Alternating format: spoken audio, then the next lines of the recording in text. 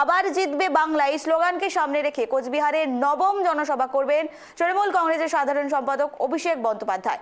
শহর জুড়ে কড়া নিরাপত্তা এবং দলীয় সাজসজ্জায় প্রস্তুতি করা হয়েছে গোটা এলাকাকে। যে দৃশ্যের দিকে নজর রাখছি আমরা কোচবিহারের দিকে, আজ অভিষেক বন্দ্যোপাধ্যায় তার জনসভা রয়েছে সেখানে, এবং ইতিমধ্যেই এই জনসভাকে ঘিরে নিরাপত্তার দিক থেকেও কিন্তু কঠোর ব্যবস্থা নেওয়া হয়েছে এবং অত্যন্ত গুরুত্বপূর্ণ এই জনসভা মনে করা হচ্ছে নির্বাচনের আগে এই জনসভার দিকেই তাকিয়ে রয়েছে গোটা বাংলা। কোচবিহারে অভিষেকের জনসভা আবার জিতবে বাংলা এই স্লোগানে মুখরিত গোটা শহর।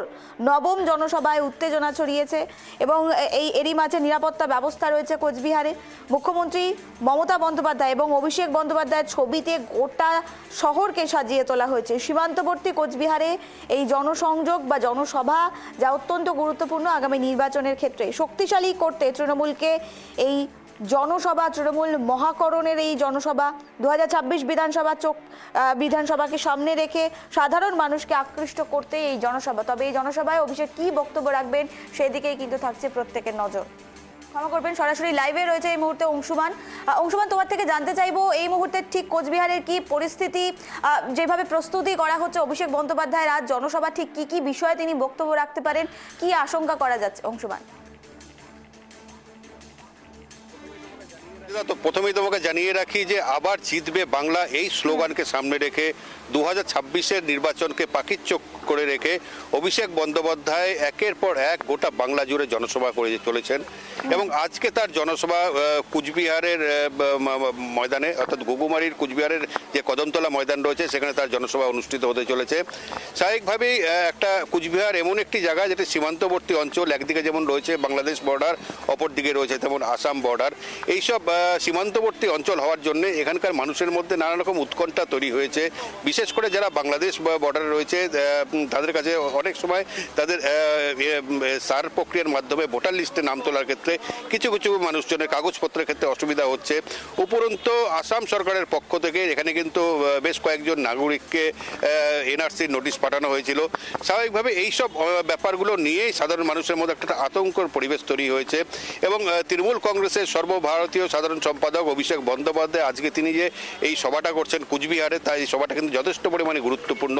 কারণ এইসব মানুষদের পাশে দাঁড়াতে এবং 2026-এর আগে ভোটার লিস্টে সঠিকভাবে নাম তোলার জন্য কি কি ব্যবস্থা অবলম্বন করতে হবে সেই বার্তা নিয়ে তিনি কিন্তু এগিয়ে আসছেন। যে নির্বাচন কমিশন যেভাবে কেন্দ্রের শাসক দল বিজেপির হয়ে যেভাবে একের পর একভাবে বাংলার মানুষের উপরে অত্যাচার করছেন, বাংলার মানুষকে ভয় দেখাচ্ছেন, এর মধ্যে প্রচুর সংখ্যক বিএলওর মৃত্যু হয়েছে, বহু ভোটারের কিন্তু এই এসআইআর প্রক্রিয়ার মধ্যে নাম তোলার ক্ষেত্রে আতঙ্কিত হয়ে মৃত্যু হয়েছেন, একের পর এক আত্মহত্যার ঘটনা ঘটছেন। এই সমস্ত বিষয়ে মানুষকে যাতে মনে ভয় সঞ্চার না হয় সেই সব ব্যাপার নিশ্চিত করার জন্য অভিষেক বন্দ্যোপাধ্যায়ের আজকের এই জনসভা। ইতিমধ্যেই যেই ময়দানে হচ্ছে সেই ময়দানের চারপাশ এবং কুচবিহার গোটা শহর কিন্তু মমতা বন্দ্যোপাধ্যায় এবং অভিষেক বন্দ্যোপাধ্যায়ের বিভিন্ন ফ্লেক্স ফেস্টুনে কিন্তু ভরিয়ে তোলা হয়েছে। উপরন্তু একই সঙ্গে তৃণমূল কংগ্রেসের দলীয় পতাকাগুলো তো রয়েছেই। স্বাভাবিকভাবেই আজকের এই জনসভা শুরু হবে বেলা 1:30 নাগাদ। শুরু হওয়ার আগে অভিষেক বন্দ্যোপাধ্যায় মদনমোহন বাড়িতে যাবেন 12:30-র সময়। মদনমোহন বাড়ি থেকে সেখানে তিনি পুজো দেবেন, পুজো দেওয়ার পর কিন্তু তিনি এই সভাস্থলে আসবেন। এই সভাস্থলের নিরাপত্তা নিশ্চিন্ত করতে কুচবিহার পুলিশ, জেলা পুলিশ ইতিমধ্যেই সমস্ত সভাস্থল ঘুরে নিরাপত্তার দিকটা নিশ্চিন্ত করেছেন এবং শহরে বিভিন্ন জায়গায় নাকা চেকিং চলছে যাতে কোনো সন্দেহজনক কোনো ব্যক্তি না ঢুকতে পারে, কোনো কিছু যাতে অশান্তি না হয় সেদিকে নজর রেখেছেন। এক কথায় কুচবিহারের মানুষ কিন্তু আজকে উজ্জীবিত। আজকে এই সভা 1:30 নাগাদ যখন সভাটা শুরু হবে তার আগেই বেলা 11টা নাগাদ আশা করা যাচ্ছে এই যে ঘুঘুমারির যে এই ময়দান কিন্তু খান্নায় খান্নায় পূর্ণ হয়ে উঠবে। আজকে সব মিলে এই মাঠে কিন্তু প্রায় 40,000 জনসংযোগ হওয়ার সম্ভাবনা রয়েছে। তবে যেহেতু অভিষেক বন্দ্যোপাধ্যায় সভা, এই সভা কিন্তু আমরা এর আগে যে 8টি সভা অভিষেক বন্দ্যোপাধ্যায় করেছেন প্রত্যেকটি জায়গায় দেখা গেছে কিন্তু মানুষের একটা বিরাট উচ্ছ্বাসের ঢল। আজকেও সেই ঢলটা কিন্তু আজকে আমরা দেখতে পাবো, সেরকমই কিন্তু আশা করছি। নিবেদিতা। অংশমান, তুমি যেমনটা বললে অভিষেক বন্দ্যোপাধ্যায়ের এই জনসভা, যেখানে 40,000-এর প্রায় আশঙ্কা করা যাচ্ছে, কিন্তু অভিষেক বন্দ্যোপাধ্যায় যেভাবে আমরা তার অনুগামীদের দেখি, উপচে পড়া ভিড় বেশিরভাগ সময় লক্ষ্য করা যায়। সেক্ষেত্রে তোমাকে আরেকটি বিষয় জানার চেষ্টা করবো তোমার থেকে। তুমি এসআইআর প্রসঙ্গেও বেশ কিছু মন্তব্য করলে, সেক্ষেত্রে আগামী দিনে এসআইআর নিয়ে কি কি মন্তব্য রাখতে পারেন অভিষেক বন্দ্যোপাধ্যায়, ঠিক কি কি উঠে আসে? কারণ আমরা দেখেছি কোচবিহারে প্রচুর মানুষের নাম কাটা পড়েছে, এবং যেটি আগে থেকেই অনুমান করা হচ্ছিল যে সীমান্তবর্তী এলাকা হওয়ায় সেখানে বেশ কিছু অবৈধ অনুপ্রবেশও থাকতে পারে। এবং এই পুরো বিষয় নিয়ে আগামী দিনে অভিষেক বন্দ্যোপাধ্যায় ঠিক কি কি বার্তা দিতে পারেন, কি জানা যাচ্ছে অংশমান?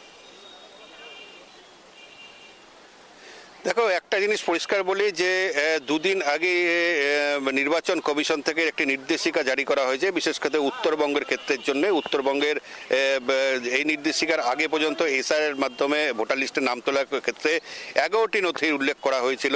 11টি নথির উল্লেখ থাকলেও পরে আরো দুটি যোগ হয়েছিল। একটি হচ্ছে আধার কার্ড, অন্যটি হচ্ছে বিহারের এসআইআর লিস্ট। হ্যাঁ, স্বাভাবিকভাবেই উত্তরবঙ্গের বিভিন্ন অঞ্চলে যে চা বাগান শ্রমিকরা রয়েছেন, সিংকোনা শ্রমিকরা রয়েছেন, তাদের কিন্তু অনেকেই সেই সব নথি নেই। সেই কারণে কিন্তু এই উত্তরবঙ্গের 7টি জেলা শাসকরা নির্বাচন কমিশনের কাছে লিখিতভাবে আবেদন করেছিল। সেই আবেদনের পরে নির্বাচন কমিশনের পক্ষ থেকে ভোটার লিস্টে নাম তোলার ক্ষেত্রে একটি নির্দেশিকা জারি করা হয়েছে। নির্দেশিকায় অনুযায়ী যে চা শ্রমিকরা রয়েছে, চা শ্রমিকদের কাছে কিন্তু যে কাজের যে শংসাপত্র বা কাজ করার যে কাগজ, সেই কাগজ দেখালে কিন্তু তারা এসআইআর এর মাধ্যমে ভোটার লিস্টে নাম তুলতে পারবে। এবং কুচবিহার জেলায় কিন্তু বেশ কিছু চা বাগান রয়েছে, চা বাগানের শ্রমিকরাও কিন্তু অনেকটা এরপরে নিশ্চিন্ত হয়েছে। শুধু কুচবিহার নয়, গোটা উত্তরবঙ্গের এই 7টি জেলার মানুষরা নিশ্চিন্ত হয়েছেন। যদি বলি সীমান্তবর্তী অঞ্চলের মানুষের যাদের কাগজপত্র নেই, সেই ক্ষেত্রে সরকারের পক্ষ থেকে, তৃণমূল কংগ্রেসের পক্ষ থেকে বিভিন্ন ক্যাম্প করা হয়েছে, এবং মানুষরা কিভাবে ফর্ম ফিল আপ করবে, তাদের কি কি কাগজের অসুবিধা হচ্ছেন, তাদের ক্ষেত্রে সব রকম সহায়তা প্রদান করছে। এবং অভিষেক বন্দ্যোপাধ্যায় যে আজকে সভা করবেন, এই সভার মাধ্যমে তাদের কি কি সহায়তার প্রয়োজন তার জন্য যে বিভিন্ন ক্যাম্প করা হয়েছে, এবং মানুষকে যাতে ভয় না আসে, ভয় যাতে না পান, ঠিকঠাকভাবে কাগজ ফিল আপ করলে কারো নাম বাদ যাবে না, সেইটা নিশ্চিন্ত করতে আজকের এই সভা। স্বাভাবিকভাবেই আগের সভাগুলোতেও অভিষেক বন্দ্যোপাধ্যায় যেভাবে বলেছেন, যেভাবে জনসমাগম হয়েছে এবং তারা প্রত্যেকে নিশ্চিত হয়ে ফিরে গেছেন, আজকেও কিন্তু তিনি একটাই কথা বলবেন যে এই সারের প্রক্রিয়ার মাধ্যমে ভোটার লিস্টে নাম তোলার কারো কোনো অসুবিধা হবে না। যারা এখানকার পশ্চিমবঙ্গের বাসিন্দা, তার কারো নাম বাদ যাবে না, প্রত্যেকেই ভোট দিতে পারবেন, এইটা নিশ্চিন্ত করার জন্য। এবং এই লিস্টে নাম তোলার জন্য যার যেরকম সহায়তা প্রয়োজন, তার জন্য তৃণমূল কংগ্রেসের পক্ষ থেকে যে বিভিন্ন ক্যাম্পগুলো করা হয়েছে, সেই ক্যাম্পে গিয়ে তারা যেন ফর্ম ফিল আপ করেন, এই নির্দেশ কিন্তু আজকে অভিষেক বন্দ্যোপাধ্যায় এই মঞ্চে দেবেন। এছাড়াও কিন্তু সামনে যে 2026-এর নির্বাচন, 26-এর নির্বাচনে বিজেপি যেভাবে বাংলাকে প্রতি বিদ্বেষ ছড়াচ্ছে, বাঙালিদের প্রতি যেভাবে একের পর এক আঘাত আনছে, সেগুলো সমস্ত যাতে না হয়, সেই সমস্ত বিষয় কিন্তু তুলে ধরে সাধারণ মানুষের মনে পরিষ্কার একটা বার্তা তুলে দেওয়ার জন্য তিনি আজকে অভিষেক বন্দ্যোপাধ্যায় এই জনসভার মঞ্চ থেকে এখান থেকে তিনি তার বক্তব্যটা পেশ করবেন। নিবেদিতা। অংশমান, তোমার থেকে আরেকটি বিষয় জানার চেষ্টা করব। আবার জিতবে বাংলা, এই স্লোগানকে মাথায় রেখে আর চারিদিকে পোস্টার দেখা যাচ্ছে, ব্যানার দেখা যাচ্ছে, আবার জিতবে বাংলা জেলা কোচবিহারকে কতটা বেশি আরো শক্তিশালী করবে, বিশেষ করে তৃণমূল মহলে? অংশমান। দেখো, প্রত্যেকবার নির্বাচনের আগে তৃণমূল কংগ্রেসের পক্ষ থেকে একটা স্লোগান তৈরি করা হয়। এবার 2026-এর নির্বাচনের আগে যে স্লোগানটা তৈরি করা হয়েছে সেটা হচ্ছে আবার জিতবে বাংলা। স্বাভাবিকভাবে আবার জিতবে বাংলা, এবং বাংলা অর্থাৎ তৃণমূল কংগ্রেসই জিতবে সেই বিষয়ে তারা কিন্তু একদম নিশ্চিত। তাই এই স্লোগানকে সামনে রেখে সাধারণ মানুষের কাছে তিনি তৃণমূল কংগ্রেস প্রচার চালাচ্ছেন, এবং কুচবিহারে এই প্রচার চালাতে আসছেন স্বয়ং তৃণমূল কংগ্রেসের সর্বভারতীয় সাধারণ সম্পাদক অভিষেক বন্দ্যোপাধ্যায়। স্বাভাবিকভাবেই যেসব তৃণমূল কর্মীরা আছে, সাধারণ মানুষের, তারা কিন্তু একটা উচ্ছ্বাসিত, কারণ এই যে নতুন স্লোগান, এই নতুন স্লোগানের মধ্যে তাদের মনে কতটা প্রাণের সঞ্চার করবেন, এবং অভিষেক বন্দ্যোপাধ্যায়ের যে আজকে ভাষণ, এই ভাষণের মাধ্যমে তারা কতটা উদ্বুদ্ধ হবেন, সেটা কিন্তু একটু সময়ের অপেক্ষা করতেই হবে। নিবেদিতা। বেশ, ধন্যবাদ অংশমান আমাদের সঙ্গে থাকার জন্য। অত্যন্ত গুরুত্বপূর্ণ একটি খবরের দিকে আমরা নজর রাখছিলাম, যেখানে অভিষেক বন্দ্যোপাধ্যায় তার আজ জনসভা কোচবিহারে, যেখানে আবারও জিতবে বাংলা, যতই করো হামলা আবার জিতবে বাংলা, এই স্লোগানকে সামনে রেখেই আজকের এই জনসভা। যেই জনসভায় প্রায় 40,000 যারা তৃণমূল কর্মী সমর্থক থেকে শুরু করে সাধারণ মানুষের আসার কথা, যদিও অনুমান করা হচ্ছে এর বেশি জনসংখ্যা আসতে পারে, কারণ অভিষেক বন্দ্যোপাধ্যায়ের অনুগামীদের সংখ্যা দিন দিন যেন আরও বেড়ে যাচ্ছে। কোচবিহারে অভিষেকের জনসভা, আগামী নির্বাচনকে মাথায় রেখে এই জনসভা থেকে তিনি ঠিক কি কি বক্তব্য রাখবেন সেদিকেই কিন্তু থাকছে প্রত্যেকের নজর।